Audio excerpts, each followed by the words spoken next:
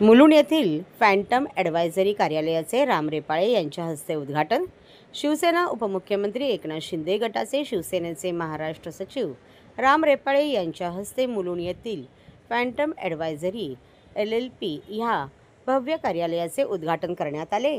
यावेळी शाल आणि पुष्पगुच्छ देऊन कंपनीच्या भागीदारांनी त्यांचा यथोचित सत्कार केला। यावेळी राम रेपाळे यांनी कंपनीच्या भागीदारांना शुभेच्छा दिल्या। फॅन्टम ॲडव्हायझरी ही कंपनी रिअल इस्टेटमध्ये काम करणारी एक अग्रगण्य कंपनी आहे। या कंपनीचे मुंबई, नवी मुंबई येथेही मोठी कार्यालये आहेत। या कंपनीचे हेमाल शेठ, अभिषेक पांडे, प्रशांत नायक असे 3 भागीदार असून त्यांना या व्यवसायात 15 वर्षाचा अनुभव आहे।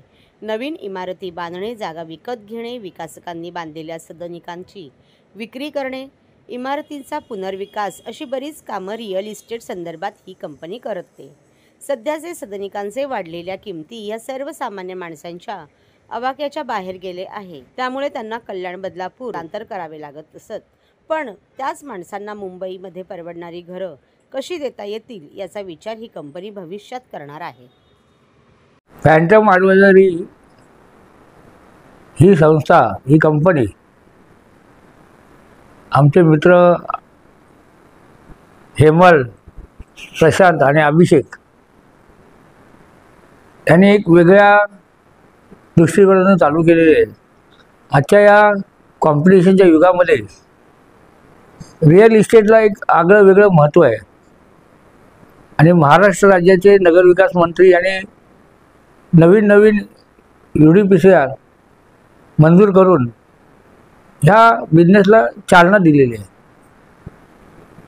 आणि मग रिअल इस्टेटमध्ये बांधकाम व्यावसायिक एवढे गुंतवतात, त्या पद्धतीने रिटर्न चांगल्या दर्जाचं घर ग्राहकांना सुद्धा मिळालं पाहिजे, यांच्या मधला दुवा फॅन्टम ॲडव्हायझरी काम करते की ग्राहकाला चांगल्या दर्जाचं घर आणि जो बांधकाम व्यावसायिक बिझनेस करतायत त्यांना, आणि म्हणून ही युवा पिढी एक नवीन टेक्नॉलॉजीने, ॲडव्हान्स टेक्नॉलॉजीने ह्या बिझनेसमध्ये उतरलेली आहे।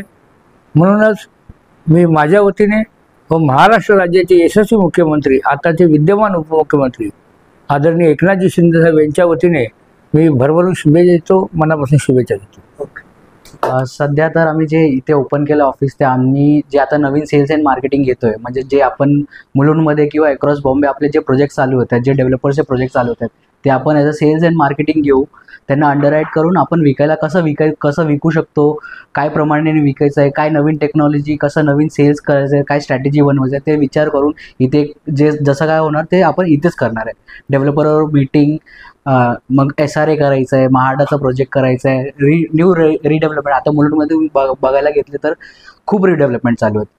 आता जे नवीन गव्हर्नमेंट आली आहे ते रिडेव्हलपमेंटसाठी खूप एम्फसाइज करते की तुम्ही रिडेव्हलपमेंट करा, आणि रिडेव्हलपमेंटचे जे अप्रुव्हल्स आहेत, जे विंडोज आहेत, that is very easy to access, आपण ते करू शकतो। आता कसं साहेब आपल्याला करतात की SRA प्रमोट करतात, तुम्ही SRA डेव्हलपमेंट करा, हे करा, तर आपण त्या दृष्टीने आपण बघतोय की आपण कसं सेल्स करू शकतो, कसं मार्केटिंग करू शकतो, त्यासाठी आपण एक कंपनी इथे उघडली। सर, हम लोग ने ये कंपनी भले 3 साल पुरानी हो, बट हमारा जो एक्सपीरियंस है पूरे रियल एस्टेट मार्केट का वो 15 साल का है। हमने वेस्टर्न मुंबई यानी कि बोरीवली से लेके बांद्रा, साउथ मुंबई यानी कि पूरा माटुंगा से लेके कोलाबा तक, और सेंट्रल मुंबई यानी कि थाने से लेके सायन तक का, आज कुछ नहीं तो भी हमने 1500 से 1800 करोड़ का माल बेचा हुआ है एज एन इंडिविजुअल कैपेसिटी। ये कंपनी स्टार्ट हुआ 3 साल में, हम लोग ने जो भी 15-16 प्रोजेक्ट किए हुए हैं उसके अंदर सर हम लोग ने 600 करोड़ का माल बेचा हुआ है।